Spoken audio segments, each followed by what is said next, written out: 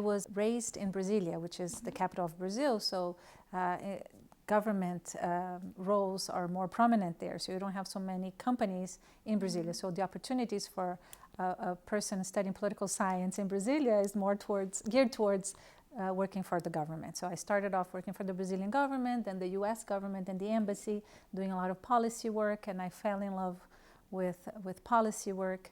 But then I was forced to leave Brazil and go to São Paulo because my husband was working with the financial markets, and there's no room for anybody working with banks in Brazil. At least at that time, there was not. So we were faced with the change of cities, and then São Paulo is a very bustling environment for corporates, and I saw myself naturally moving towards that direction. So leveraging my experience with government and moving on to government affairs. And that's how I got to GE eventually. So working first in a trade association, learning the agendas of corporates with governments, so being in the middle of the way, right? And then going to Intel and learning what is to be a government affairs person, and then going to GE and starting that function at GE. Because although GE was a very experienced company in working in Latin America and different parts of the world, it did not have a team of government affairs people structured, and I joined to form that team globally. Very cool. So it was very cool, and then I got to work very closely with the different issues of the different industries that GE is involved, and there is no way for you to do government affairs if you don't understand the technicalities or the technical issues, especially related to innovation, that the companies face. So it's fascinating, and it's a huge learning opportunity. So yeah, fascinating. So you mentioned that when you went to GE, it was kind of a new field, especially for government affairs. For government affairs. Yeah, there were some people doing government affairs, but not a structured function in the company, as other functions have been structured in GE way past, my time. But so I was invited to join when GE was hiring a global leader for government affairs, building the function globally, and then they picked 9 countries in the world to start the function. So that's why they picked me in Brazil. Brazil was a very important market for GE, and it required some attention in working with the government. So they had that connection very nicely structured. Very interesting. So building off of that, let's talk a little bit about science diplomacy. Sure. And just diplomacy in general. So what does that mean to you? What comes to mind? Oh, it means collaboration. It's so important for you to have facts when you do diplomacy, right? When you establish channels for communication, and you're talking about specific interests, and different parties can have different interests, but you build trust and you build relationship based on common interests. And the science diplomacy can be a great avenue for building common interest, especially because the problems we face today are global problems. And science is not a monopoly of a country. In order for innovation to happen, you have to have collaboration. And if you don't have scientific diplomacy, you don't exchange different points of views, and you don't work together to develop the innovation that's needed, we're not going to tap into the biggest driver of today's world and mankind, which is the power of the collective. You can have powerful individuals doing wonderful things isolatedly, but if you put people together, that's where you get the most. The power exists there, and we are not tapping that so much. So hopefully with scientific diplomacy, we'll be able to tap into the collectives. Very, very nice way to phrase that. Do you have any specific examples of how, through your organizations, you've tapped into the collective or science diplomacy? Yeah. So one example within GE. So the way GE used to do innovation when I was there, this may have changed now, but there were global research centers established, first in the United States and then in other parts of the world, and I was involved in creating the 5th global research center in Latin America, so for Latin America. But the way the research happens is you have some research that is more basic, so the TRLs 1 to 4 that happens in a more centralized way because it's multidisciplinary and it's not totally connected to the commercial applications yet. So you need the funding to come from the corporation and fund that in an ongoing basis for innovation to happen. But then you can spread the other kinds of innovations that are more the TR levels more broad or 7, 9, so more closer to being commercialized and applicable to realities, to be done by the business, the different business units. But because GE was such an organization with different business units and different areas of expertise, you can combine and weave in all this knowledge in a very interesting way. And the fact that you had research centers geographically positioned across the globe, so you could have teams working on some research and then carrying it over until another team picked it up. So 24 hours and different geographies, so different competencies and different areas of expertise working together. And I think that's brilliant. How did you ensure that collaboration between well, there's countries? Because that seems a challenge. It is a challenge, but there's always a common thread. So it either be a specific line of research or product development or something like that. But the culture of the company also helps.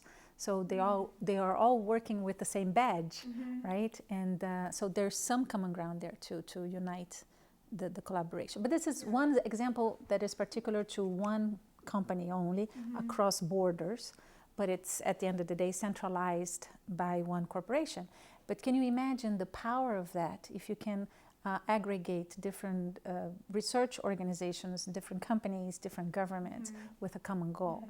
So, for instance, we have climate change right now, which is a common problem or challenge, and we need to tackle it from multiple fronts and from different parts of the world with different aspects. So the collaboration needed has to be beyond what companies and governments can do individually. What do you think are the main challenges to doing that? So the blockers?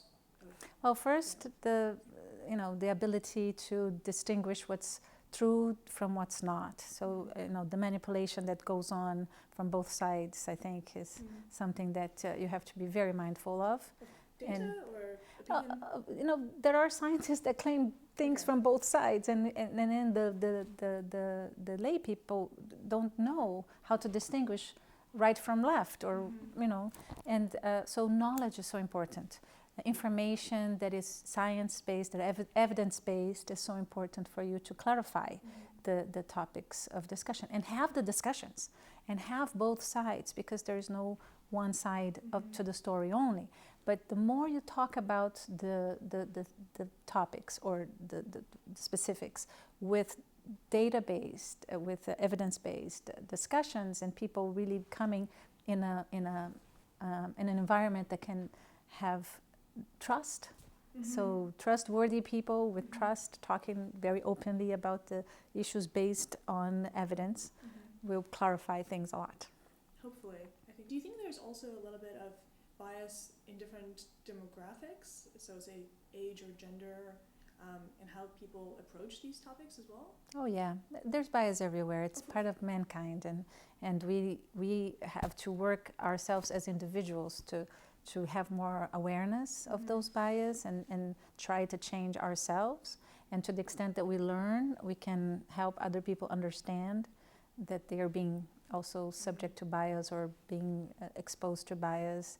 So I love that one example of recruiting for an orchestra. And there was this researcher that this research, so if you recruit, looking at the person who is playing the instrument, there is a tendency to hire more male instrument players. But if you recruit without knowing who is in front of you, so not knowing the gender, and they remove even the shoes, because women usually come with tuck, tuck, tuck, tuck, tuck, making noise with their high heels, and then they could be, this could be an indication that's a female versus a male candidate. Yeah.